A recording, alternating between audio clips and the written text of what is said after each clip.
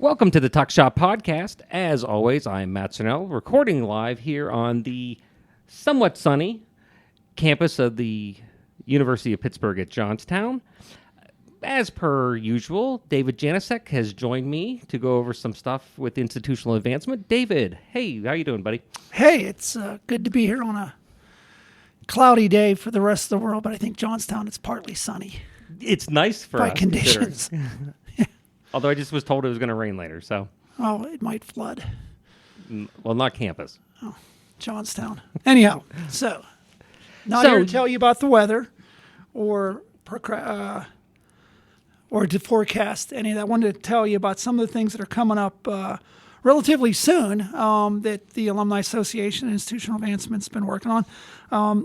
When I say it's a big weekend, we're expecting a big weekend. The weekend of May 31st to June 2nd. We kind of kick it all off on May 31st. We're bringing back, last year we did not do a golf outing. This year we're bringing the golf outing back at Wimber Country Club.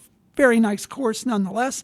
May 31st, we're kicking off, what is it? I think it's 10 o'clock tee time. Mm-hmm. Well, you have the brochure in front of you there. Yeah. 11 o'clock. There you go. I'll be there 9, nice and early. 11 o'clock registration. You were thinking of our report time to help set up. 11 o'clock registration. We're going to give you a lunch, shotgun start, social hour. We're doing a lunch and a dinner this year. Let me give you a website you can go to, get registered up. Also looking for sponsors. So if you're not a golfer, or if you think you're a golfer but you're not, it might be better off spending your $100 on a whole sponsor than golf. www.upj.pitt.edu/alumni golf. It's always a good time. Looking for older alum, new alum, alum that'll be alum within 30 days of hearing this. That's true. It's about a week. It's about a month after graduation. Yeah, it's always a really fun time. Have you come out also? So that's the beginning of the big weekend, and then it goes right into something we've been planning for a while. Is the All Greek reunion? That's June 2nd. May 31st through June 2nd. So it's again trying to bring Greeks back from all the years, the last 50 years. Come on out. We've already got a good many registered. Neat thing about it is, as I mentioned before, you can stay right here on campus. You can also stay on campus. I mentioned before, if you kind of golfed yourself out on Friday night and wanted to stay over and leave Saturday, we can make arrangements for that. The Greek reunion will start with some activities on Saturday in the morning, a mimosa brunch, always popular, some tours, and then a good old-fashioned picnic kind of lunch, reminisce with Greeks. That website, www.upjgreeks.org. Check it out. It's a rather reasonably priced weekend to relive memories. They've done a great job planning that UPJ Greek event. I'm excited to help with tours and stuff and have everyone come back.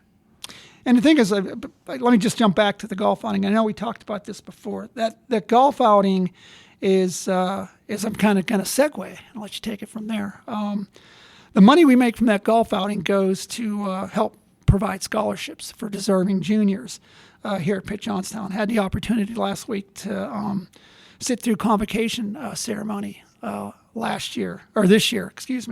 And I tell you what, it was pretty impressive. There wasn't an undeserving individual in the room, and that goes to say, especially for those that got the Alumni Scholarship.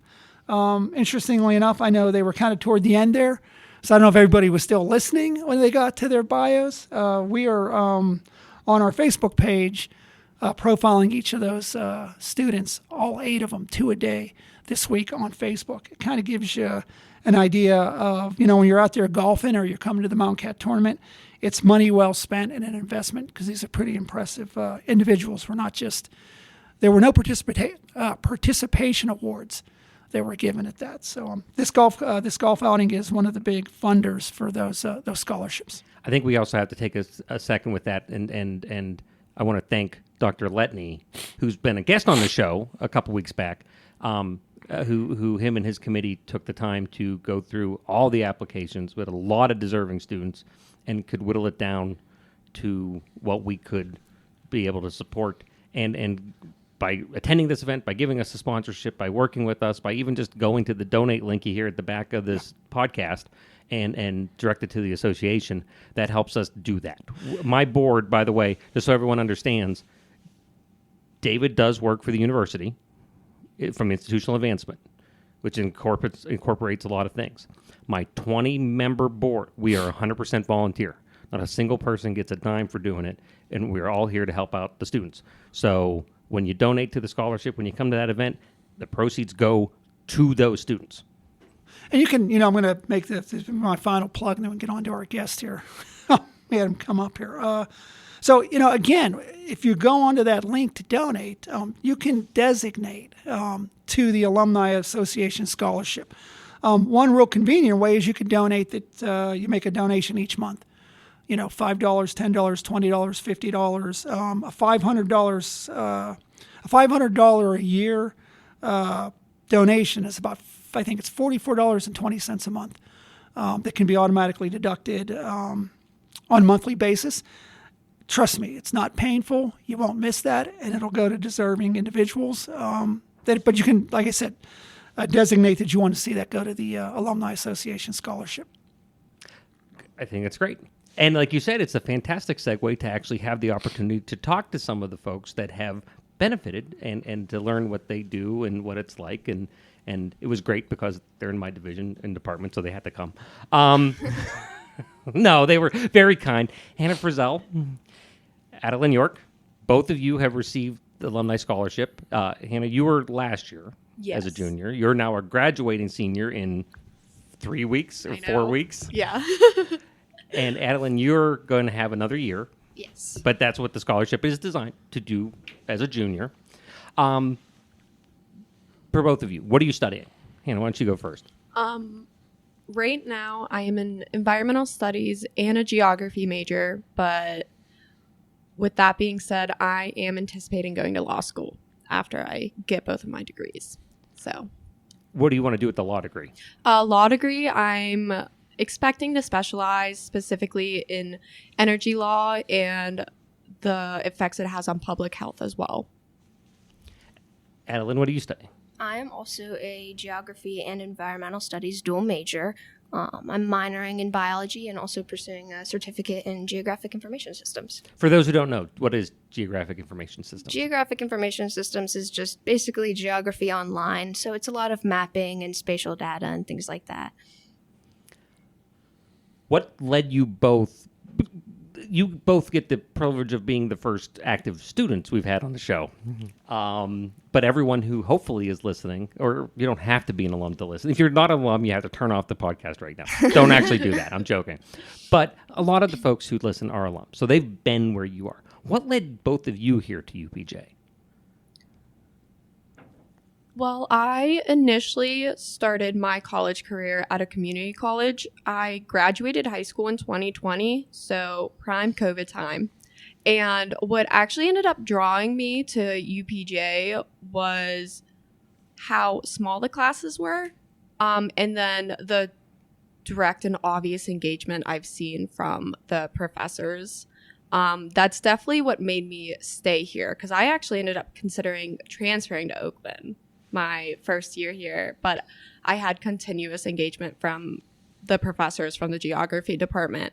So that's actually what made me stay. So I've been local, 15 minutes away at Wimber, pretty much my whole life. So I've heard a lot about UPJ, but specifically what drew me was the environmental program here. There's a lot of opportunities through our university and through institutions like this one, and I saw a lot about it online, and I knew I wanted to work with the environment, so I was like, this is a perfect place to do it. So you both came in thinking environmental and kind of the geography, environmental world of it. Yep. Okay. Mm-hmm. That's it. One of the historical trends being also in that department, both from faculty perspective as well as the business side, and alum of that department is typically we find students who are other majors that decided, hey, we want, but you both kind of came naturally to it. Yeah, absolutely.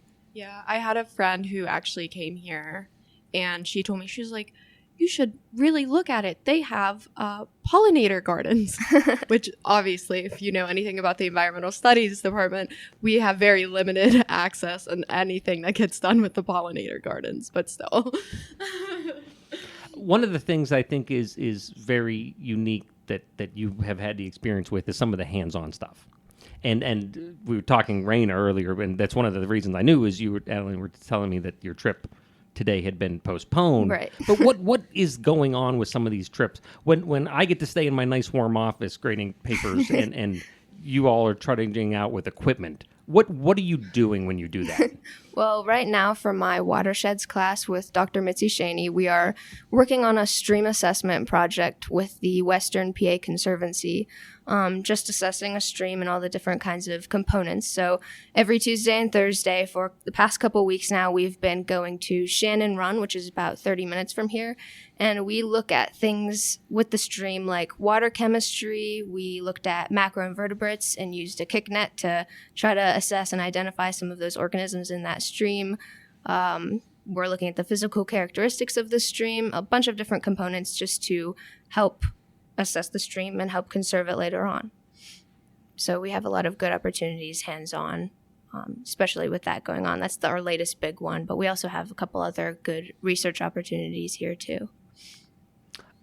I think another one, and I believe you're in the air quality class. Yeah, we both are. Okay, talk about the air quality class a little bit, what's going on with that this term, just to kind of give an example of something that impacts as well as the stream study, something that people may know as well. Yeah, so basically we actually instigated a field research class last semester, because I went to Dr. Shaney about an idea that we had, and it actually ended up to be a very successful class. So Dr. Ola Johansson took over it this year. So we are performing an analysis on particulate matter 2.5 levels and the different elevations in Johnstown. So us students, we've divided into two groups. With 2 persons per group, and then we go and collect the levels of particulate matter in each one of our sites. And we're in the process of collecting the data now. We are composing a poster for that, and we're going to be presenting it at the AAG conference in Hawaii this year. So. Let's talk conferences. Because there will be a period of time here, David, where I'll spend a lot of time with you because everyone I know except on that building will be gone and abandoning me for Hawaii. No, I joke. I kid because I can. But start with PGS. And then, so you both have done research and then present it. What's that process like first on the state level? Well, it's kind of a long process. Yeah. I know for me, we both did Pennsylvania Geographic Society, their conference this year in Maryland in November, right? Mm-hmm. And so my research kind of started that summer, this past summer. We went and took a trip down to Saxis Wildlife Management Area in Virginia, which is an area of tidal marshes that has been affected by monitored sea level rise. And my friend, Caitlin Alexander, and I did a group or partnership research project looking at the tidal marsh vegetation there, just kind of their spatial distribution, the different types. And we did a baseline study so that we can reference it, say, 10 years from now, and because of the sea level rise, and see what kind of things have changed in terms of vegetation. And so that was our big thing. And we did that in November. We just took the data there. We spent a week down there with Dr. Shaney. Then we made it all onto a poster and presented it at that conference. And now we're going to do the same thing on a national conference in Hawaii that we will unfortunately be leaving you behind with. I don't feel bad. I don't fly. What was your research about, Hanna? Swim. I can swim. I don't float, oddly enough. There's a fun statistical fact for the podcast audience. I don't float. So my research It was an analysis on how Superfund sites within Washington County, Pennsylvania, was impacting the cancer diagnosis in baseball players from my local region. So mine was basically a huge informal site assessment on Superfund sites within proximity of a baseball field that lots of young players have gotten diagnosed with cancer who have played on it. And I went through the Department of Environmental Protections and I gathered all necessary data to basically assess all the chemicals that have been leaking and getting exposed to those players. So both those projects are going to be, first, let's establish, for those who may not be as familiar, and I'm trying to make sure because I'm going to fall into the same trap. AAG, American Association of American Geographers. Yes.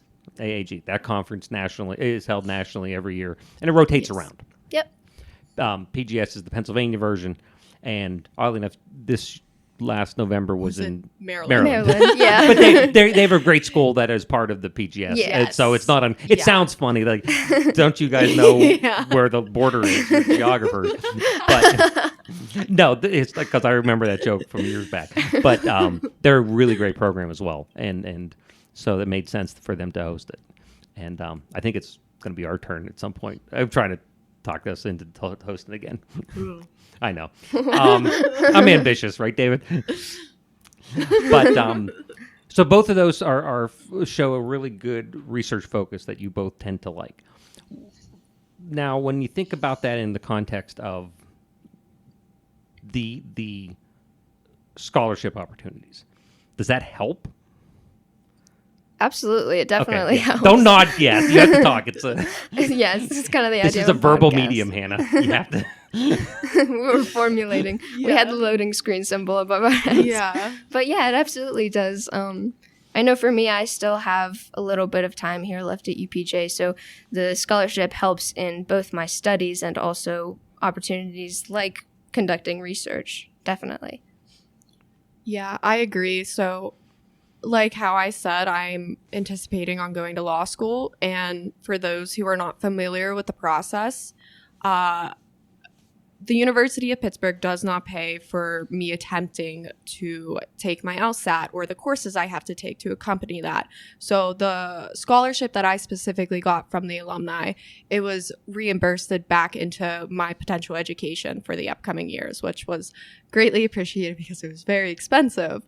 But in addition to that, the research that I've been performing is going to, and it has benefited me with the scholarships I am now still receiving from law school. So it's more of a positive feedback loop for me. I mean, that's it. You said it. I mean, where does the money go? What happens to it? I mean, you see right here where it's not just a number on a piece of paper. And it makes, I guess, me feel good and should make all our listeners feel good that it, I feel that it's very appreciated and you can see where it's practically being applied rather than don't know what I did with the money. So yeah, that's good to hear. Yeah, we're very, very thankful for your help in our future, for sure. I genuinely don't think I would have been able to even take my LSAT prep courses. Those things are expensive, like $300 to $400 a month. Yeah, so it was very, very appreciative that I was able to go ahead and use that money to put back into my education again. I think that's one of the stories that I've heard for years, and it does, and I'm very grateful that we at some point we decided to do a show like this to be able to share these kind of stories with folks, because just even as it is nice to read the bios. And again, like you mentioned, David, you can go on the alumni social media stuff and see everyone's breakdown, including Adelynn, after we crowd you back from leaving in the parking lot on Friday afternoon. Right. At 5:30, I didn't necessarily blame you either. But the idea that to actually hear that from people, that this stuff, when you say, hey, I don't know what I want to do, but I can I have a business. I'll throw a yard sign out for $100 at the golf. This is where it goes. This kind of stuff, this kind of research. From the research perspective, both of those projects that you've worked on seem to be practical projects that will be used by other people as well. Have you talked or heard about how that's going to work, or gotten feedback on that? Well, for me, I don't really know the extent at which, I don't know the specific groups because it is kind of like a long-term thing. Like I said, in 10 years, you kind of have to wait a couple years to observe changes in things like sea level. But I know Dr. Shaney and her husband, the other Dr. Shaney, often take trips out down to Saxis every couple years or every year, and they carry with them a bunch of student researchers examining the area. So it'll be definitely a continued on thing, and over time we'll start to see how far it goes. I am currently, alongside my senioritis, attempting to have a publication of an article regarding my research that I described earlier. Dr.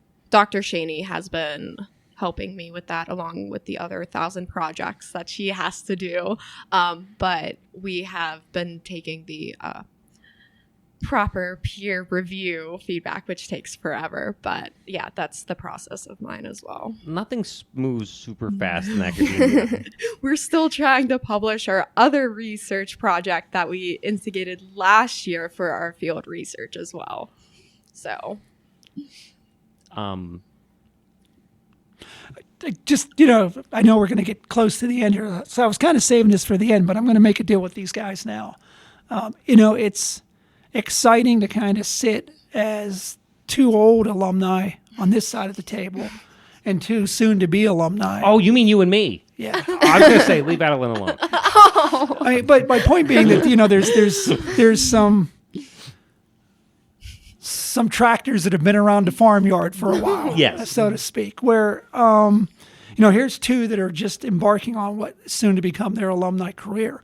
And it's exciting in a way that, I'm sitting here and they're kind of going into some areas that not many people want to go into, talking about research that results may not be what some people want to hear, law school, getting published, those kind of things. So I guess my deal is that I'd like to see these guys come back in a year.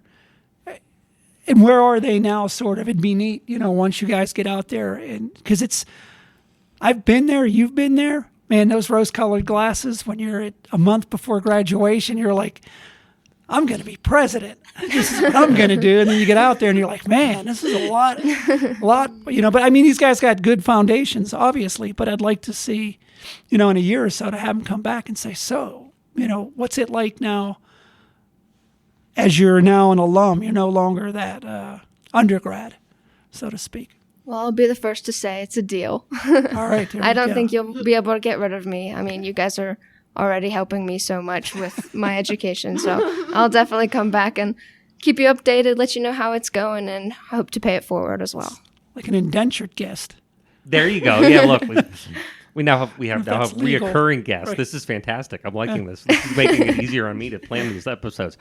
I always think about it, and I get to do it a little bit more often than you do, David, just from the nature of my on-campus work, both in the department and over with business and enterprise, is I'm seeing that. I remember 4 weeks before graduation, and I'm sure every alumni out there remembers that, it's the start of April, and I can see May, but there's a lot in between there, but I don't care. And even at a junior, end of the junior year, one to go, and that kind of and that excitement, that almost, it's a combination of excitement and nervousness and a little bit of sadness because it's going away, but also the joy of something new coming. It's kind of all right there. Yeah, it's like a very cluster joint of emotions. I'm so nervous. And just to go, because I am planning on going to Pace Elizabeth Hub Law School. It's the #1 ranked environmental law school in the country.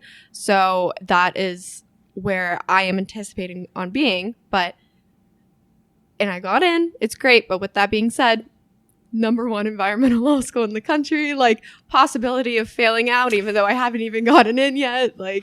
It's so nerve-wracking. But again, I've also formed such close niche relationships with all my professors here. And it's just heart-wrenching that I'm going to be leaving all of them as well. So definitely a big mix of emotions. You'll be great, Hannah. We're rooting for you. And trust me, if there's one thing I've learned about this department, considering they never let me leave after coming up on 25 plus years, is you don't get to leave. You still get to come back all the time and always be there. Yeah, I am anticipating on coming back. Partly just to, I know how Dr. Shaney and Dr. Ola Johansson and you, Dr. Cernau, we always plan a geography awareness week, and we usually have guest speakers come in, and my potential occupation is going to be a little bit different than the average geography or environmental studies major, and I acknowledge that. So I would like to come back and talk about that. I think that's going to be a fantastic opportunity, and trust me, because little history, I did do that. Because I know it'll be a family drama. Dad's the PhD. I stopped at the MBA because I didn't want to lose all my hair, at least for now. But it was a different perspective that when I got to come back with something different, because I was the one that left and went and got a business degree. Yeah. Much to the chagrin of most of the department. That I betrayed them, but it does pay off. But having that different perspective, and just like Adelynn, you're going to have a different perspective when you get out into the workforce and see different things, and certainly that as time progresses. And David, I know you and I both have had that experience. That when we get out in the workforce, well, eventually. no. When we see just hear about these classes, between whether it's the students now or things that I'm involved in or work studies that you get to work with, that it's different than when you and I were here. Well, certainly it was different when you were here versus when I was here a little bit later than you and today. Correct. I mean, it's ever changing. It's ever changing, but that emotion is still there, and that's the key part. The connection, the emotion. I've always said this, time and time again, that there's memories that you'll never get far away from enough. I've often said that if this campus, and I'm not wishing anything, if this campus were to burn to the ground tomorrow, people would still come back to point at the ashes and say, this is where I had class, or this is where, we did this or we did that. I mean, and that's the part, you're building those memories now, but as you get further away in your alumni life, you'll find that that's what brings you back. It's the memories. It's where you got your start, hopefully. I think it's fantastic. And I want to thank you both for taking a little bit of time out of your morning today, your morning to come over and talk to us. Yeah. There was a little bit of nervousness, but it wasn't too bad, was it? No. Yeah, thanks for having us. I mean, experienced worse. We'll take it. No, it was awesome. I really appreciated being able to actually disclose the benefit that the Alumni Award actually gave me. So it was very, very appreciated. Both the award and the opportunity to talk, yes. Great. David, thank you as well for joining me. Absolutely. Just want to, again, we appreciate you guys coming in, because it's like I can tell the story, Matt can tell the story. To hear it from someone who's benefited, you come to work every day and wonder, what's the legacy that's going to be left? And when you see students that are taking advantage of, with a lot of hard work, it's not like winning the lottery. That's had to do a little something more than pick 12 numbers. But hearing it from the mouths of the people that are benefit from it, I think it hopefully will help when people ask, why are we doing the Mountain Cat Tournament? Why are we doing the golf outing? Why should I go back and give $20 a month to the scholarship fund? This is why. Couldn't say it better myself. Till next week, thanks for tuning in. The Tuck Shop podcast is recorded live on the University of Pittsburgh at Johnstown campus. Update your contact information with us by visiting johnstown.pitt.edu/alumni. Connect with us online via Facebook and LinkedIn, or consider donating to the university at give2 That's giveto.pitt.edu/giveupj.